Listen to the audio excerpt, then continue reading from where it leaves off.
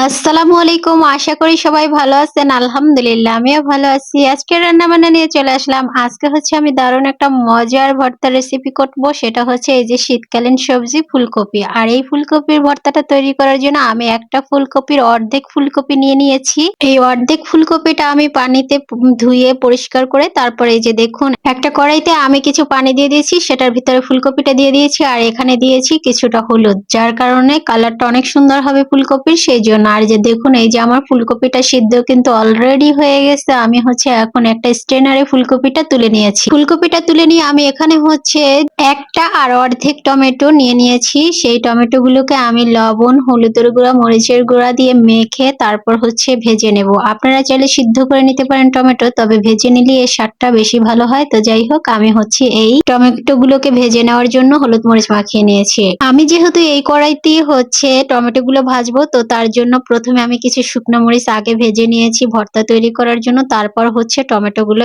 এই তেলেই ভেজে নেব। মরিচ গুলো ভেজে নিয়ে আমি হচ্ছে তুলে নিয়েছি, তারপর হচ্ছে এখানে এই যে টমেটো গুলো ভাজার জন্য দিয়ে দিয়েছি। আর মরিচ ভাজা তেলে যদি টমেটো গুলো ভাজেন তাহলে কিন্তু খেতে ভালোই লাগে, কারণ হচ্ছে মরিচেরও একটা ফ্লেভার থাকে। তো যাই হোক, এই যে দেখুন আমার টমেটো ভাজা এক সাইড হয়ে গেছে, আমি অপর সাইডটাও ভেজে নিচ্ছি, ভালো করে সিদ্ধ করে নিচ্ছি। আর এখন হচ্ছে টমেটো গুলো আমার লাল লাল করে ভাজা হয়ে গেছে, তাই তুলে নিচ্ছি। আর এই যে দেখুন আমি হচ্ছে আস্তে আস্তে তুলে নিয়ে ভর্তা বানানোর প্রস্তুতি নিয়ে চলে আসলাম। ফুলকপি ভর্তা তৈরি করার জন্য এখানে আমি পেঁয়াজ কুচি নিয়েছি এবং কি মরিচ নিয়েছি, শুকনো মরিচ ভাজা, আর হচ্ছে ধনিয়া পাতা, টমেটো তেলে ভেজে নিয়েছিলাম, আর সিদ্ধ ফুলকপি। তো যাই হোক, মরিচ আর পেঁয়াজ এখানে আমি মেখে নিচ্ছি লবণ দিয়ে। এই যে দেখুন ভালোভাবে মেখে নিচ্ছি পেঁয়াজটাকে মরিচের সাথে। আর দেখেন মরিচটা কিন্তু অনেকটাই লাল হয়ে গেছে, এই মরিচের ঝালও কিন্তু অনেক বেশি। তো যাই হোক, আমি এই পেঁয়াজটাকে ভালোভাবে মাখিয়ে নিচ্ছি। আর এই ভর্তাটা যে কি যে মজা, আপনারা না খেলে বলতে পারবেন না এর স্বাদ কি হতে পারে।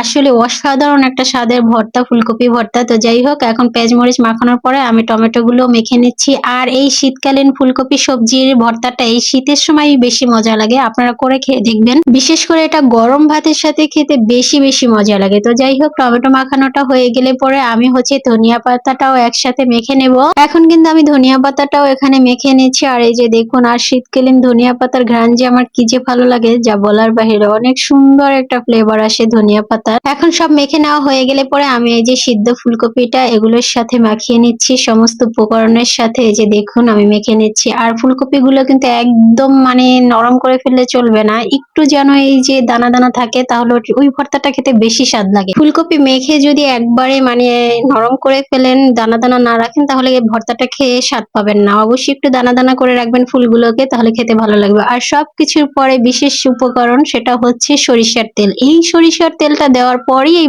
ভর্তাটার স্বাদ অন্যরকম হয়ে যায়। তো যাই হোক, এই যে আমি আপনাদেরকে দেখিয়ে দিচ্ছি, খাবেন নাকি আপনারা? দেখেন অনেক মজাদার একটা ভর্তা, খেয়ে যান আপু ভাইয়ারা, অনেক মজা হয়েছে ভর্তা। তো যাই হোক, আজকে আমি ফুলকপি ভর্তাটাই আপনাদের সাথে রেসিপিটা শেয়ার করলাম। অবশ্যই সবাই করে খেয়ে দেখবেন এই শীতের সময়, অনেক অনেক মজার একটা খাবার। যদি কাউকে এই ভর্তাটা করে খেতে দেন তবে অনেক অনেক বেশি খুশি হয়ে যাবে, কারণ আমার অনেক পছন্দ হয়েছে ভর্তাটা, খেতে খুবই ভালো লাগে। আমি অনেক পরিমাণ ভাত খেয়েছি, আপনারাও করে খাবেন, অনেক ভাত খেতে পারবেন। তো যাই হোক, সবাই ভালো থাকবেন, সুস্থ থাকবেন, আল্লাহ হাফেজ।